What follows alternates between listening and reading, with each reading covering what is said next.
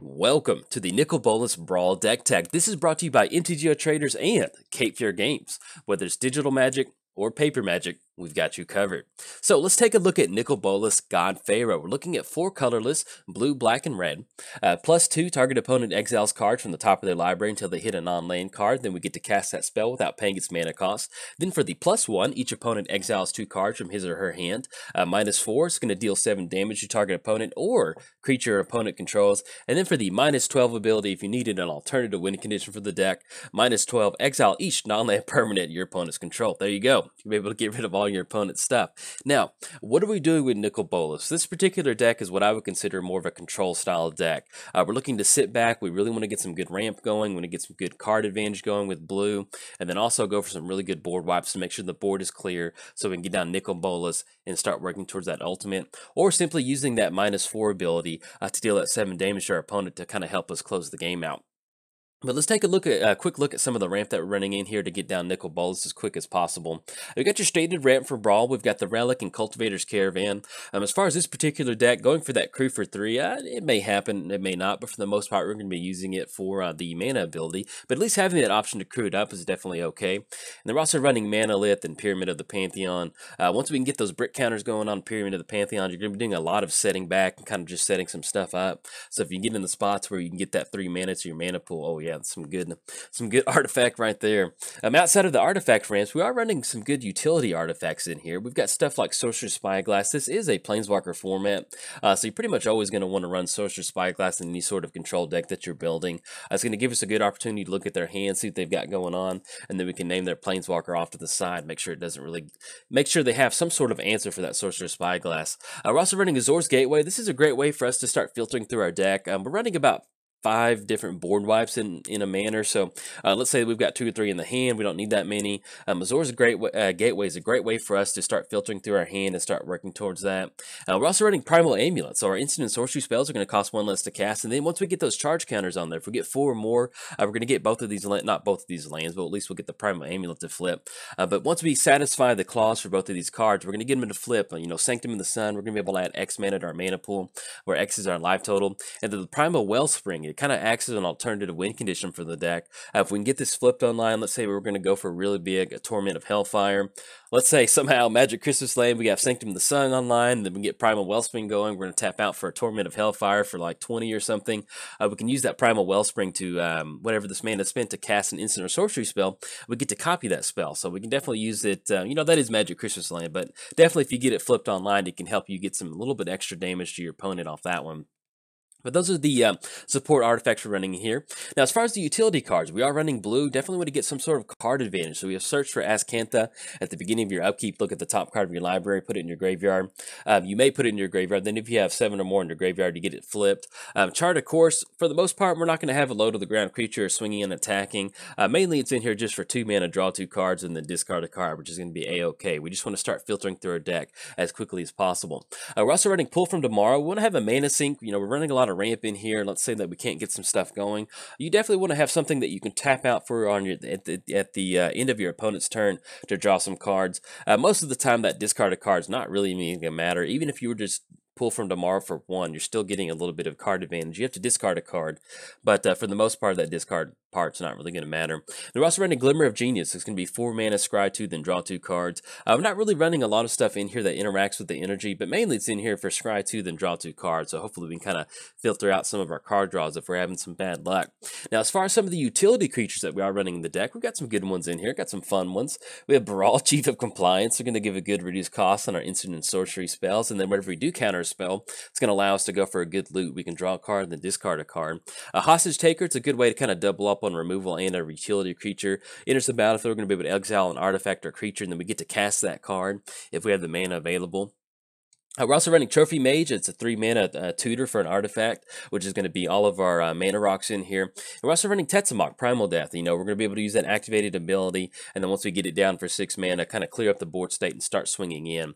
It's also a really good way for us to kind of make sure that the board's going to be clear for us to get down Nicol Bolas.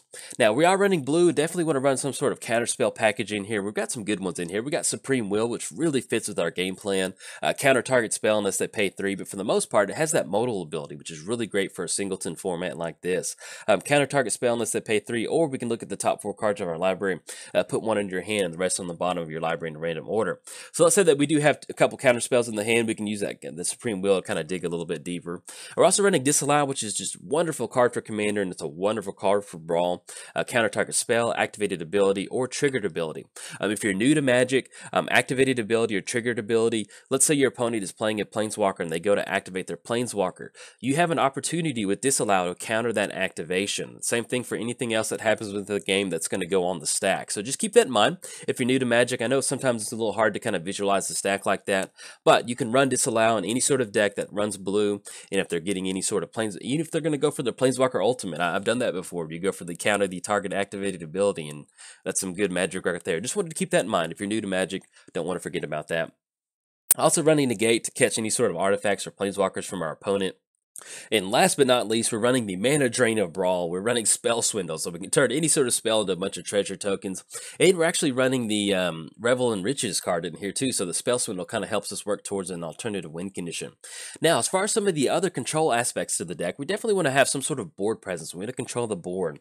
We got River's Rebuke. It's a great way for us to ramp into this, kind of reset a bunch of stuff, and then get down Nicol Bolas, start going from there. We are running both of the expertise cards in here, and the main reason for that is, you know, if we're getting to turn 4, turn 5 with the Brawl's expertise, we want to be able to get a little bit extra value out of that spell. So once we go for Yahenni's expertise, we can control the board, go for that -3. Then we get to cast maybe one of our mana rocks outside of that, or with Brawl's expertise, we can bounce some stuff back to our opponent's hand, and then cast something like Glimmer of Genius to get a little bit of card advantage off of that. Definitely want to make sure we can tag along as much value on our spells as possible. Now, outside of these, we are running a few more board wipes in here. We've got stuff like Sweltering Suns. Once again, if we're okay as far as stuff in the hand, we can always cycle that for 3 if we need to. Bantu's Last Reckoning, we're running about 7 ramp artifacts in here, give or take 6 or 7. So if we do get in a spot where we need to go for Bantu's Last Reckoning, we still have our mana rocks to kind of back up on that untapped clause. And then once again, Hour of Devastation. We're running a Nicol Bolas deck, and oh yes, definitely want to run this one in here. All creatures lose indestructible until the end of turn, and they're going to be able to deal 5 damage to each creature and each non-Bolas Planeswalker. Now, there are some decks in the Brawl format where you can run Hour of Devastation and still have your creature survive, stuff like Neheb, but when you're running a Nicol Bolas deck, you don't have to worry about that. Got the Hour of Devastation right there in your hand. Now, as far as some of the finishers for the deck, we've got one split up across the colors. We've got Entracing Melody. We can gain control of our opponent's creatures, kind of use it as a chump blocker to protect Nicol Bolas, or start to go beat sticks with it. Revel in Riches acts as an alternative win condition for the deck. It's a little clunky at 5 mana, and a lot of our board wipes are, 3, 4, and 5. But if we can get down Revel in Riches and, cash in a good Spell Swindle, at the beginning of your upkeep, if you control 10 or more treasures, you win the game. And then whenever a creature an opponent controls dies, we're going to get a colorless treasure artifact token. So it's another way for us to have an alternative win condition. And we're also going to release the gremlins. We can use it to blow up our opponent's artifacts. But at the same time, let's say that our opponent doesn't have a lot going on. They don't have any artifacts, and we need to get some sort of clock going. You can definitely blow up some of your mana rocks. Use that release the gremlins. You're going to get those 2/2 red creature tokens on the battlefield, and then kind of go beat sticks from there. Or last but not least, simply use it as a way to protect Nicol Bolas to start working towards some of those planeswalkers, working towards those ultimates. So that's something you definitely want to keep in mind, that if you don't really have any way to protect Nicol Bolas, once you get it down, you can follow it up with Release the Gremlins, just to get a few chump blockers out on the battlefield. We're also running some good mana sinks in here. We have Cut to Ribbons. We can use that at some removal, but main part is we're going to use that Ribbons out of the graveyard. Each opponent's going to lose X life, and then we're also running Torment of Hellfire. Target opponent's going to lose 3 life unless they sack a non-land permanent or discard a card. Like I mentioned earlier, we're going to be running the Primal Wellspring in here, so it's definitely, you can see we have a ton of spells in here, so getting that Primal Wellspring flipped was really not that crazy. So and to go for a really big Torment of Hellfire, definitely get some good stuff going. Now, as far as the finisher creatures for the deck, deck. We've got some 3 big ones in here, kind of fun to play with. We got Herald of Anguish, we have Improvise. Once again, we're running about 7 artifacts in here. So even if we're just getting about a 1 or 2 or 3 reduced costs off the Herald of Anguish, it's going to be more than enough to get a 5/5 flyer that we can use for some removal for the -2/-2 and start forcing our opponent to discard a card. You definitely want to get some really good card disadvantage going on your opponent, especially if you're going to be going for Nicol Bolas, and then having a 5/5 flyer is a great way to protect him. We're also running the Scarab God. That's just a really good utility creature. We can get some creatures that once we go for those board wipes, we can have the Scarab God, get that down. And if something does happen to the Scarab God outside of getting exiled, we're going to be able to keep bringing it back to our hand. And especially in a singleton format like this, oh, really good card. And we're also running Torrential Gear Hulk, and we'll be able to flash it in 5/6 body, and it's going to keep our graveyard online as our secondary hand. It's Nicol Bolas. I'm really excited about this deck. In fact, you know, a lot of as I build these Brawl decks, they really feel like some really fine-tuned cube decks. So, in fact, this Nicol Bolas deck, it's got me really itching to play it. And in fact, Brawl is going to be coming to Magic Online on April 18th. So you'll definitely be seeing some Brawl Magic the Gathering Online gameplay from me very soon. In fact, as soon as it releases on Magic Online, I plan to start recording some videos. And I may start off with this one. This seems like a really fun deck to play. But that's going to be it for the deck tech. In fact, if you enjoyed the video, like and subscribe. Thanks. Bye.